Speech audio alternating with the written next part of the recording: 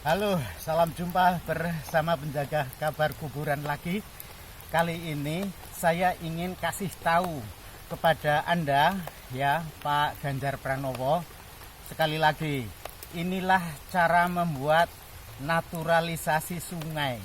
Sungai itu aliran air hujan yang dari langit turun ke bumi, harus meresap ke dalam bumi. Tetapi kapasitas bumi menampung air itu kan terbatas. Ya kan? Ya, jangan kayak Anies Baswedan naturalisasi sungai, ternyata hanya kata-kata saja ahli tata kata. Ini peringatan untuk Anda ya, sampean panjenengan ya Pak Ganjar Pranowo. Naturalisasi sungai itu ya seperti ini contohnya. Ini digali, ini saluran air hujan dari atas pegunungan sana. Saya kasih tahu ya.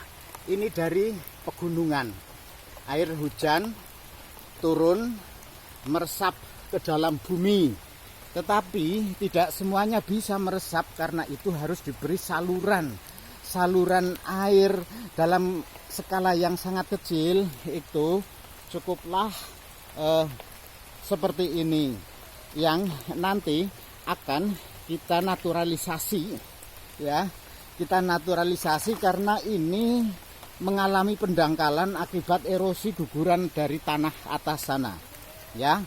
Halo, sesama rambut putih Pak Ganjar Pranowo ya, saya mengingatkan sekali lagi ke Anda ya, pelajaran dari Anies Baswedan yang sangat ambisi menjadi presiden di 2024 itu membuat dia berpikir sangat arogan dan ya, mendeklarasikan diri sebagai capres kemana-mana, bahkan sampai ke masjid-masjid dijadikan alat untuk kampanye.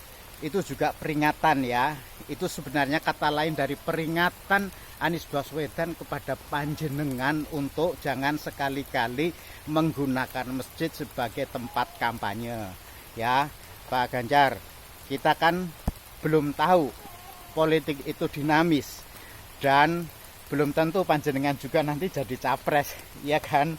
Karena itu kalau panjenengan belum tentu jadi capres, belajar sajalah dari Anies Baswedan bagaimana jangan mengulang kesalahan yang dilakukan oleh capres yang mendeklarasikan diri akan melakukan perubahan-perubahan, tapi perubahan naturalisasi sungai ternyata juga hanya omong doang ya.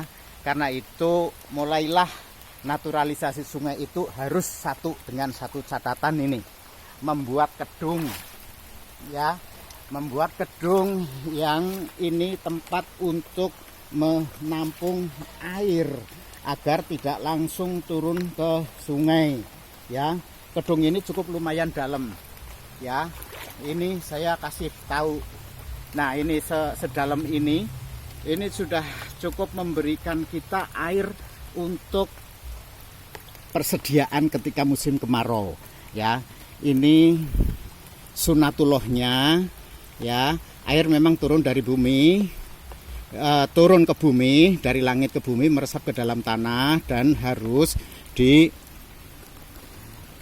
dulu. Ada tempat parkir air seperti ini ya. Saya gali lagi, ini tanah karena pendangkalan erosi tanah dari atas sana. Saya gali lagi, kita normalisasi lagi, dan termasuk membuat kedung di sini agar apa ya, kedung di sini tentu saja agar ada tampungan air. Kalau sungai langsung yang mengarah ke laut, biasanya kedung itu ya tempat berkembang biaknya ikan itu di kedung.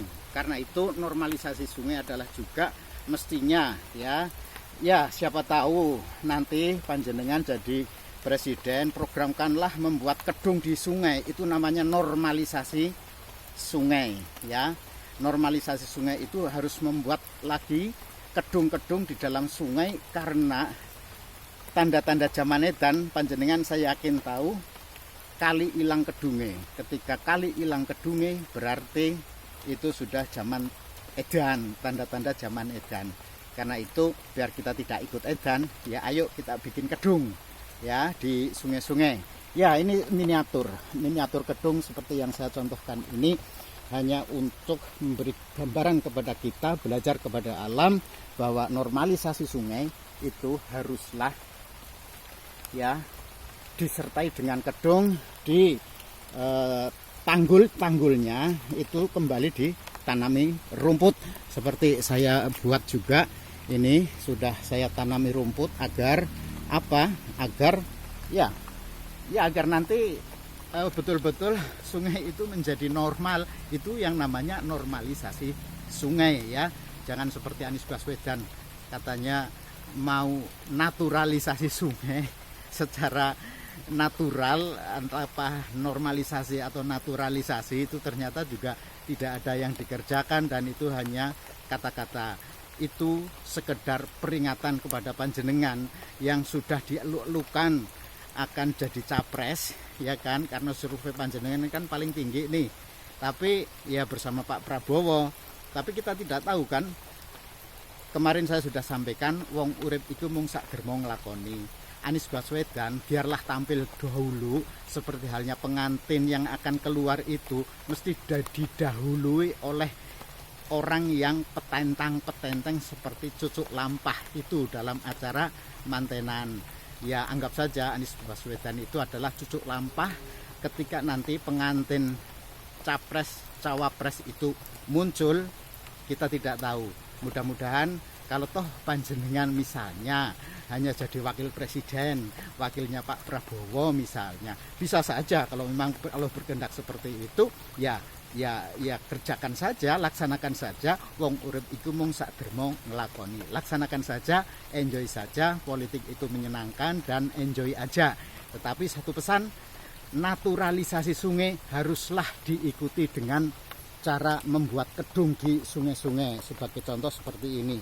Sebagai apa? Sebagai tempat sebagai tempat orang miskin dilarang protes. Saya tidak protes, saya miskin, karena itu saya hanya memberi saran saja kepada panjenengan agar segera programkan. Nanti siapa tahu bersama Pak Jokowi kita peduli kepada lingkungan hidup, gerakan gempar, gerakan masyarakat peduli air bersama Pak Ganjar. Ya, apapun status panjenengan nanti, insya Allah kalau kita sama-sama komitmen untuk gempar, ya kita sudah berdharma bakti kepada tanah air, tanah dan air. Itu pesannya ya. Bingung kan? Tidak apa. Yang penting jangan ikuti kata-kata Anies Baswedan yang dia katakan naturalisasi sungai ternyata omong kosong ya. Biar saja dia jadi Cucuk Lampah untuk tampilnya pemimpin RI di tahun 2024 nanti. Salam dari penjaga kabar kuburan. Terima kasih. Wassalamualaikum warahmatullahi wabarakatuh.